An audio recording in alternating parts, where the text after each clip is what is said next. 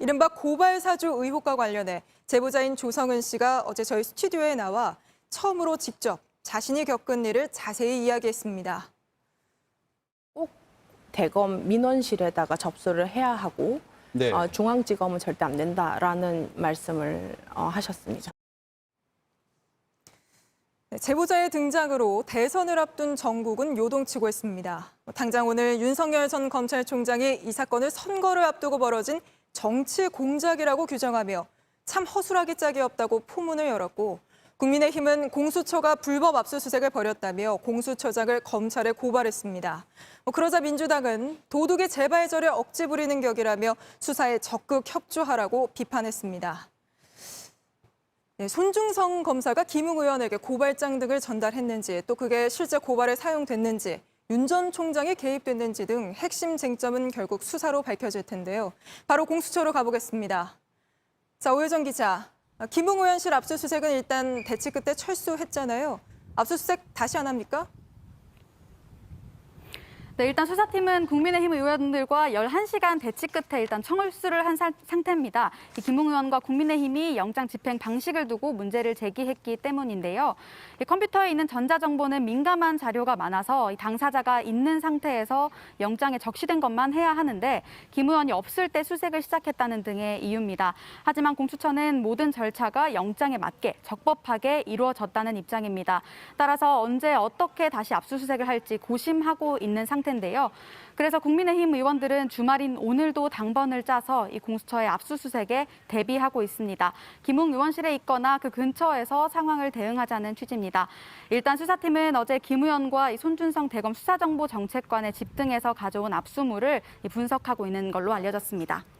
네, 어제 조성은 씨는 저희 스튜디오에 나와서 김웅 의원에게 고발장 등을 받았고 김 의원이 꼭 대검으로 가야 한다고 했다고 직접 이야기하지 않았습니까? 여기에 대한 김 의원의 해명이나 반박이 있다면 같이 전해야 할 것 같은데 새로 나온 게 있습니까? 네, 김 의원은 조 씨 인터뷰에 대해서 별다른 입장을 내놓지는 않았습니다. 그러면서 공수처 압수수색에 대한 반격에 집중했는데요. 먼저 국민의힘 의원들은 김진욱 공수처장과 검사, 수사관 등 7명에 대해 이 직권남용죄와 불법 수색죄로 대검에 고발했습니다. 국민의힘은 이 압수수색 절차의 문제와 함께 수사팀이 컴퓨터를 검색하는 과정에서 이번 의혹과 관련이 없는 조국, 경심과 같은 키워드를 입력한 것도 문제를 삼았습니다. 공수처는 이 해당 키워드가 고발장에 있어서 검색을 했다는 입장입니다. 오늘 공수처장을 대검에 고발하는 자리에는 김웅 의원이 직접 나올 거라는 예상도 있었지만 모습을 보이지는 않았습니다. 다만 김 의원은 압수수색 영장을 취소해달라는 준항고장을 법원에 대리로 제출했습니다. 네, 그러면서 여권의 공세 역시 더 강해지는 것 같던데요.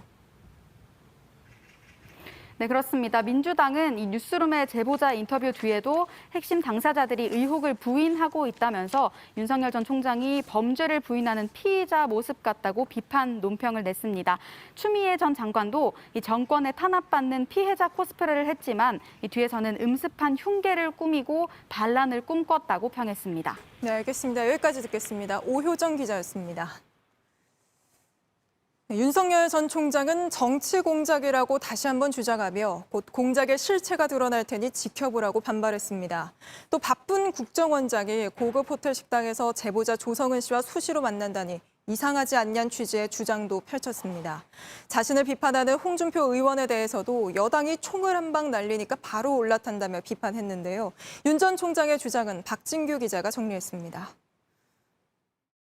윤석열 전 검찰총장은 자신이 고발을 사주했다는 것 자체가 굉장히 재밌는 프레임이라고 규정했습니다. 공작을 하려고 그러면은 그 어떤 수사의 관행이라든가 이런 거를 좀 제대로 알고 해야지 참 너무 허술하기 짝이 없습니다. 정치 공작의 실체가 드러날 거라고도 했습니다. 한번 지켜보십시오. 이게 겉으로 보기에는 그럴듯하게 만들어놨지만 이게 시간이 지나면서 이제 조목조목 문제가 드러날 거니까. 제보자인 조성은 씨는 어제 JTBC와 인터뷰에서 지난해 4월 총선 직전 검찰 출신인 김웅, 당시 미래통합당 후보에게서 텔레그램으로 고발장 등을 전달받았고 중앙지검이 아닌 꼭 대검에 접수시켜야 한다는 말을 들었다고 주장했습니다. 텔레그램 속 손준성 보냄의 손 씨가 대검 소속 검사의 이름이었단 건 최근에 알았다고도 했습니다. 앞서 제보자의 신뢰성을 지적했던 윤 전 총장은 조성은 씨가 지난달 박지원 국정원장을 만났던 점도 문제 삼았습니다. 국정원장이라는 게 얼마나 바쁜 사람입니까? 그 38층에 고급 스카이 아주 전망이 좋은 고급 그런 호텔 한정식집에서 어떤 사람하고 이렇게 밥을 먹고 뭐 수시로 본다고 하니까. 윤 전 총장은 고발 사주 의혹이 불거진 뒤 자신을 가장 강하게 공격해온 홍준표 의원도 겨냥했습니다. 그 기가 찰 노릇입니다. 어떻게 저쪽에서 총을 한 방 그냥 날리니까 바로 올라타가지고 그렇게 합니까? 홍 의원은 페이스북에 후보 개인의 문제에 당이 말려들어서는 안 된다며 팩트가 있다면 경위가 어찌됐든 간에 공작이 아니고 범죄라고 적었습니다. JTBC 박진규입니다. 네, 윤석열 전 총장의 주장까지 들어봤는데요. 취재 기자와 좀 더 짚어보겠습니다. 최수영 기자가 나와 있습니다. 최 기자, 조성은 씨가 뉴스버스 보도 전에 박지원 국정원장과 만났다는 기사가 어젯밤 나오면서 야당이 정치 공작이라고 크게 반발하고 있지 않습니까? 여기에 대한 박지원 원장 또 조성은 씨의 입장부터 정리해보죠. 네, 제가 오늘 직접 조성은 씨와 인터뷰를 했는데요. 일단 박지원 원장과는 이번 사안에 대해서 논의한 적이 없다고 강하게 반박을 했습니다. 일단 이 부분 먼저 들어보시죠. 네. 사건은 애초부터 2020년 4월 3일에서 4월 8일에 발생한 사건이고 박지원 대표와의 올해 언제 밥을 먹었든지 전혀 이 사건과 개입될 여지가 없습니다. 윤석열 총장과도 친분이 있는 걸로 알고 있어서 애초부터 고려 대상이 아니었다.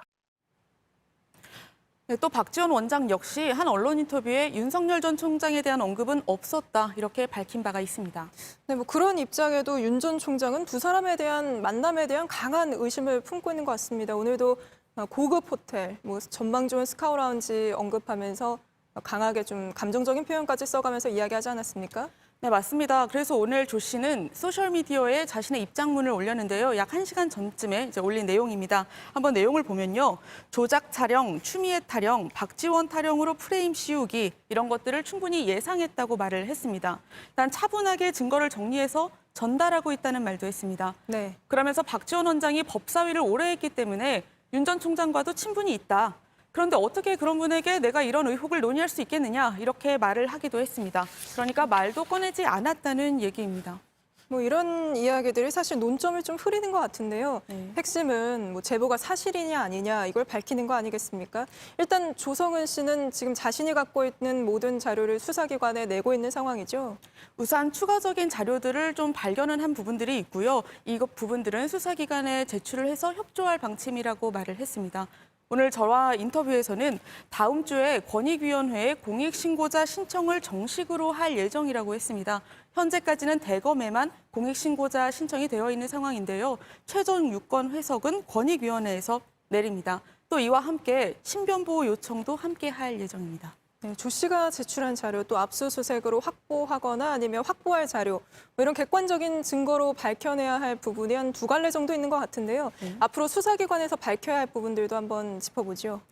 네, 사실 제보자는 어제 뉴스룸 인터뷰에서 이번 사안에 대해서는 윤석열 전 총장을 직접 거론한 바가 없습니다.